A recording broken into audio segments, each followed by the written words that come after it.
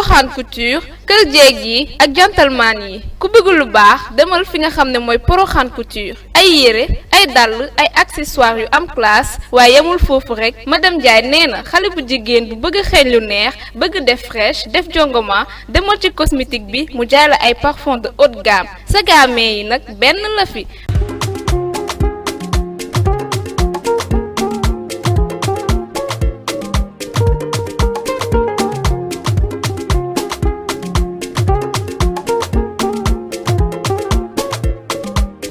Porokhane Couture c'est madame Diagne moo ngi nekk Pikine Icotaf ci tali karo bi woote leen gaaw ci numéro yi 77 712 08 08 77 404 51 38 wala ci 77 570 87 86 Porokhane Couture daal moo mëne.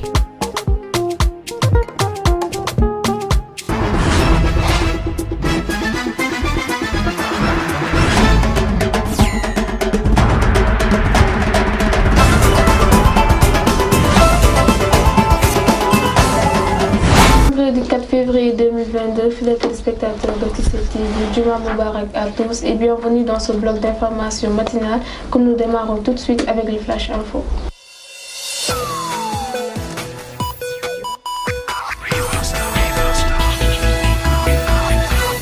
Mesdames et messieurs, merci de nous rester fidèles et bienvenue dans ce Flash Info que nous démarrons avec la sous-éducation sous Macky Sall par Emmanuel Desfourneaux.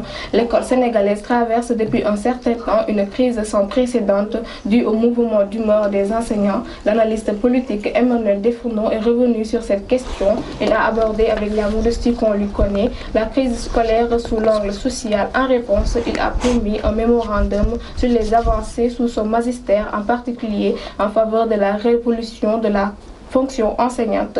Tout le monde a été choqué par les manifestations de ces jeunes enfants. Ils battaient le pavé pour des cours depuis la grève des enseignants. Tout le programme est chamboulé.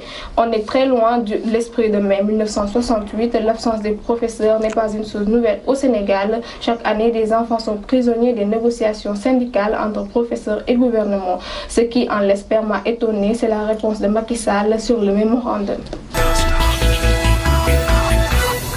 Le fameux centre d'entraînement tactique de Patassi dans la région de Kédougou porte désormais le nom du colonel Yoro Kone. Cette décision que porte l'empreinte du chef des États de l'armée-major générale, le général Cheikh Wade, est une volonté de rendre hommage à un officier émérité baptisé récemment en présence du parrain où il a pour vocation l'entraînement, l'inscription et la direction des unités en milieu montagneux. Le parrain, le célèbre colonel Yoro Kone, artisan de la création du CET, a terminé sa carrière à la CEDEAO. Remaniement imminent, le chef de l'État a profité de la dernière réunion hebdomadaire du Conseil des ministres pour faire ses adieux à son équipe, ce dans le sillage des élections locales qui viennent de se dérouler. Macky Sall a annoncé à ses ex-ministres qu'il va nommer un premier ministre et procéder à un nouveau remaniement de son retour d'Addis Abeba, où il sera installé à la tête de l'Union africaine samedi. D'après les sources du quotidien L'Écho qui donne l'information dans sa livraison de ce vendredi, certains ministres très secoués par la nouvelle n'ont pas pu se rendre au boulot. Je vais laisser Mayang continuer avec l'actualité internationale. Oui, bonjour à vous, bonjour à nos chers téléspectateurs. Nous démarrons l'actualité internationale avec la Guinée-Bissau.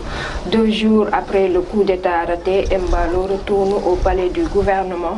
Aux côtés d'officiers de l'armée bissau-guinéenne, le président est retourné ce jeudi 3 février au siège du gouvernement où 2 jours plus tôt il a failli être renversé ou tué selon les termes qu'il a utilisés au soir de la tentative du coup d'État.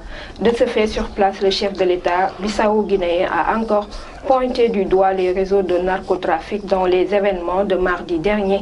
C'était l'occasion aussi pour le président de déplorer les versions complotistes qu'il accuse d'avoir orchestré lui-même le coup d'État raté.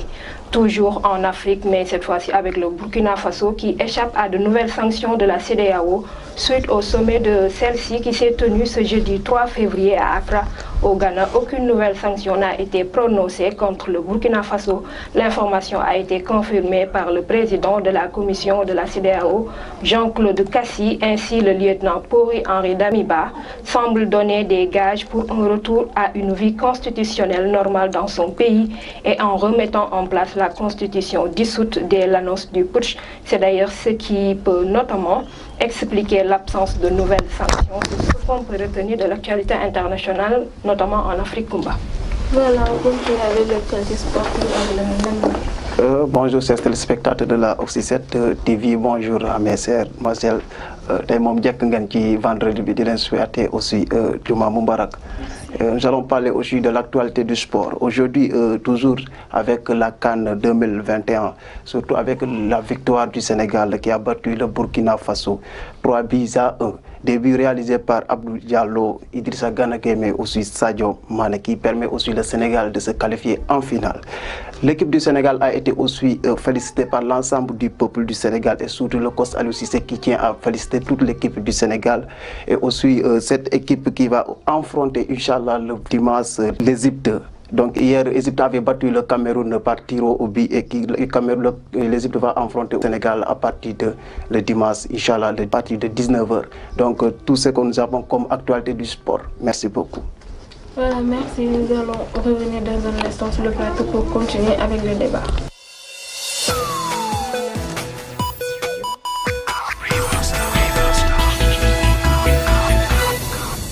Retour sur le plateau, c'est parti pour le débat. Donc aujourd'hui, c'est un débat qui sera accentué sur les problèmes de circulation notés depuis quelque temps à cause des travaux, mais aussi à cause du comportement de certains chauffeurs. Voilà, donc l'MG, ces temps-ci, nous avons noté qu'il y a des problèmes de circulation dus aussi aux travaux, mais aussi au comportement de certains chauffeurs sur la route. Merci beaucoup, Koumba Diété, pour aussi le débat qui tient à cœur au peuple sénégalais. Donc, discuter sur les accidents de la circulation, je crois très bien, c'est quelque chose qui est très très important et c'est aussi important d'y en parler honnêtement.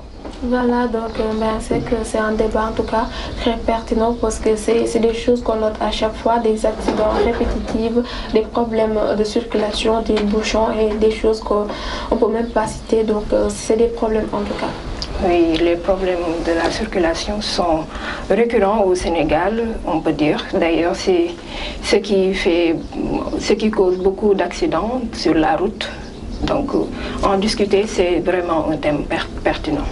Voilà, donc dites-nous juste ce que vous en pensez parce que c'est des choses très répétitives en tout cas parce que récemment même il y avait eu un accident au niveau de Padoua où une voiture a explosé. Et aussi il y avait un autre accident donc dont 3 membres de la famille ont perdu la vie, donc ils se rendaient aussi à un mariage. Tout ça, ce sont des problèmes de la circulation.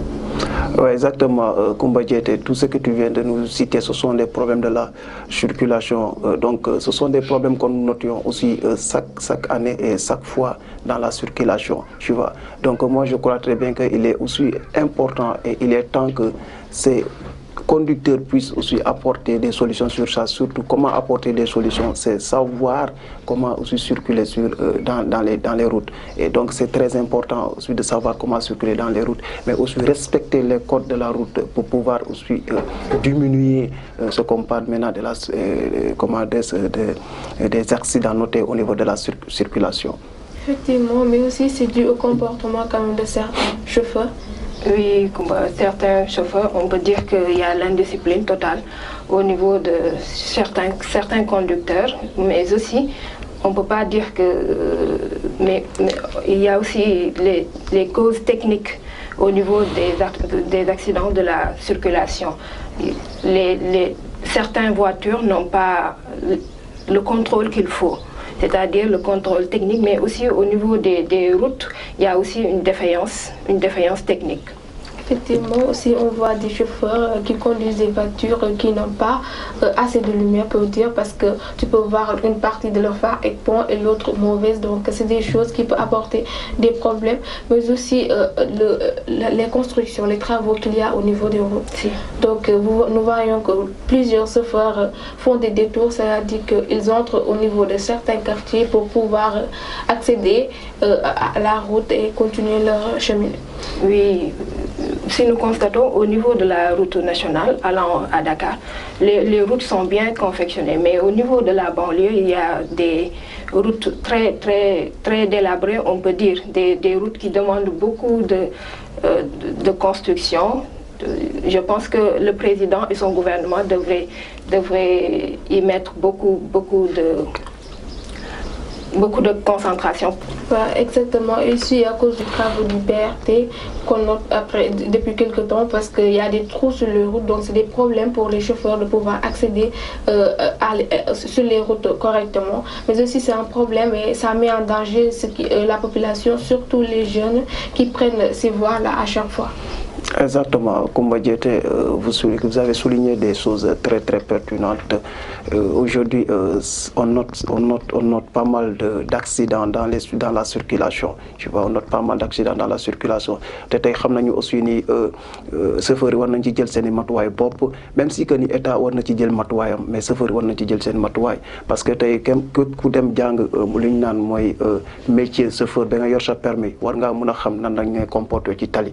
Donc tey da ngay gis ni yeneen comportement yoo xamante ne les chauffeurs dañ koy def te des fois moo tax à chaque instant on voit des policiers yoo xamante ne dañuy taxaw ci checkpoint yi pour jéem a régulariser ces défauts yoo xamante ne policiers dañ koy def ci yoon bi. Par exemple prenons les exemples, par exemple bu ñu amee ay événements yi war a xew ci réew mi, événements yi buy xew ci réew mi dañuy noter ay accidents yi dul jeex. bu ñu jëlee màggal de Touba bu naree xew aussi toujours les chefs religieux yu xamante ne tey ñoom ñooy diriger màggal bi, toujours aussi l'État dañuy taxaw di ñaan di ñaax chauffeurs yi ñu xam ne ñuy dawee ci tali bi, mais toujours dañuy noter des accidents. Moi je crois très bien bu ñuy déglu chef religieux, mais aussi bu ñuy déglu ñu xamante ne tey mooy état bi di déglu aussi ñu xamante ne tey ay cadre lañ ci réew mi, ñu respecter seen i paroles. Moi je crois bien mun a wàññi lu xamante ne mooy accident yu xamante ne dañ koy noter ci circulation bi honnêtement.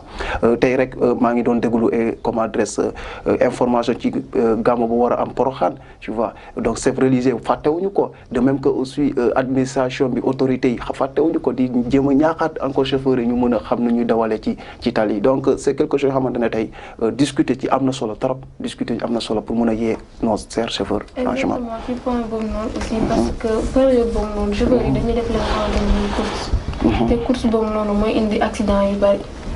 Boo seetloo même ci màggal bi loolay indi accident yi, parce que dañuy jéem a def course di njëkkalante et loolu noonu mën na andi ay problème.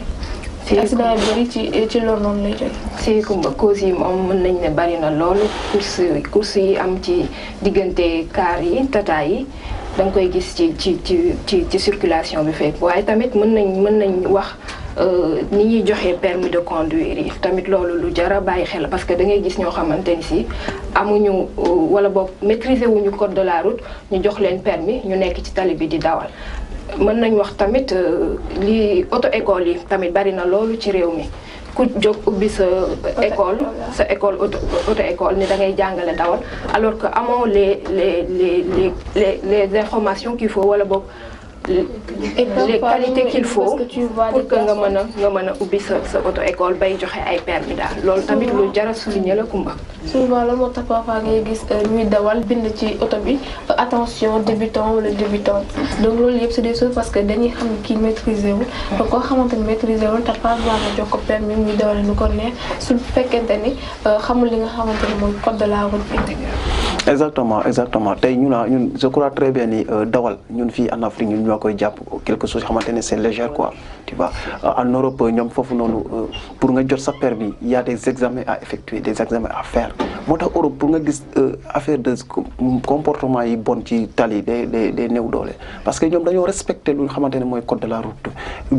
fépp fu ñu mun di dem bu ñu gisee ni panneau yi tàkk nañu te xam nga vert forcément panneau bu tàkkee rouge mooy da nga fa war a taxaw, vert mooy da nga war a mën a aussi continuer, mais da nga gis fu xamante ne panneau yi dañuy tàkk vert ou rouge nga gis policier di fa monter policier di fa monter pour jéem a régulariser circulation parce que xam na ni les chauffeurs ne respectent pas loolu noonu moo tax tey aussi chauffeurs yi buñ policier bu ñu leen jàppee bëgg a déconner yooyu noonu policier képp ku mu jàpp la taxaw ak yow da nga xam ne aussi papier yi nga yor moo motul donc képp ku xamante ne sa papier mot na nañ la bàyyi tu vois donc tey aussi comme ni ngeen ko waxee parler aussi sur lu xamante ne moo jëm ci ñu xamante tey dañuy ubbi ay auto école tu vois donc dañuy ubbi auto école c'est juste pour que ni wër xaalis waaw wër xaalis baax na tey ñuy ubbi ay auto école pour ñu xamante ne bëgg nañu jàng lu xamante ne mooy affaire de chauffeur pour ku yor sa auto mën a dawalal sa bopp baax na ci trop mais il faut ñu xoolaat seen i conditions ñu xoolaat kan la ñuy jox commande permis ak kan moo war a nekk ci circulation pour dawal prenons l'exemple des cars rapides et yooyu noonu da ngay gis ay yeneen comportement chauffeur yi nga xamante ne des fois clients yi ñooy dal ci chauffeur yi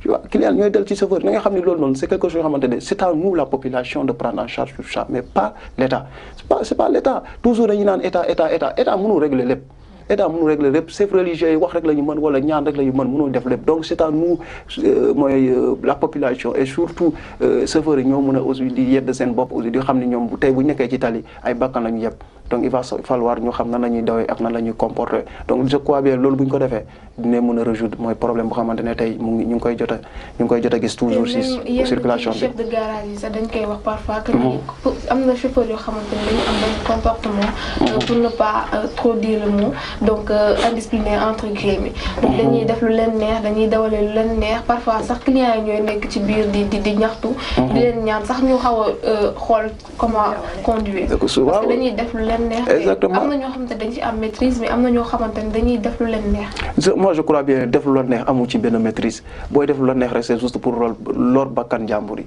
c'est ça que je vois amul benn maîtrise da ngay gis ni day gis ay ñaari chauffeur yi jéem a jëkkalante ay clients pour faire quoi jëkkalante ay clients foo war a dem yow sax xam nga ni sa terminus fi nga war a dem par force da nga fa yegg mais tu prends ton temps mais da ngay gis ñuy jëkkalante ay clients te si jëkkalante boobu lépp la mun na fa xaj tey accident mun na indi créé na lu bëri prenez l'exemple lu xewoon Kaolack avec la population nga xamante ñoo nekk ci Kaolack ñu attaqué mooy camion malien bi te loolu indi ay problème entre les deux États le Sénégal et le Mali gis nañ ko fii nii donc xam nga lu tax loolu mooy ñoom ils ont noté que il y a plusieurs accidents nga xamante ne tey dañ koy noté ci lu xamante ne mooy Kaolack donc pourquoi pas ñoom les gens ils se réalisent dañuy jóg fippu. mais aussi surcharge parfois camion yi aussi pour y revenir lu ñuy surchargé dafa bari.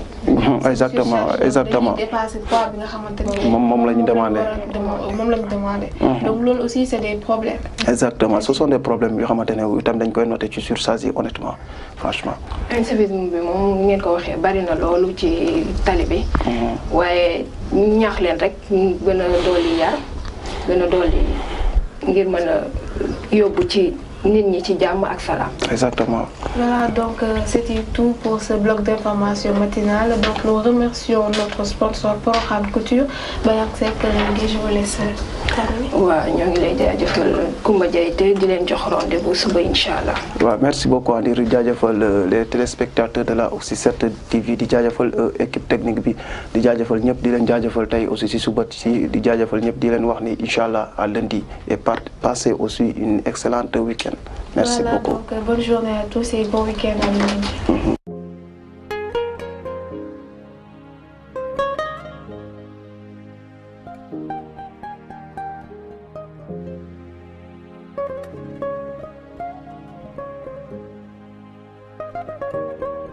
Porokhane Couture kër jeeg yi ak gentleman yi ku bëgg lu baax demal fi nga xam ne mooy Porokhane Couture ay yére ay dàll ay accessoires yu am classe waaye yemul foofu rek madame Ndiaye nee na xale bu jigéen bu bëgg a xeeñ lu neex bëgg def fraîche def jongoma demal ci cosmétique bi mu jaay la ay parfum de haute gamme sa gamme yi nag benn la fi.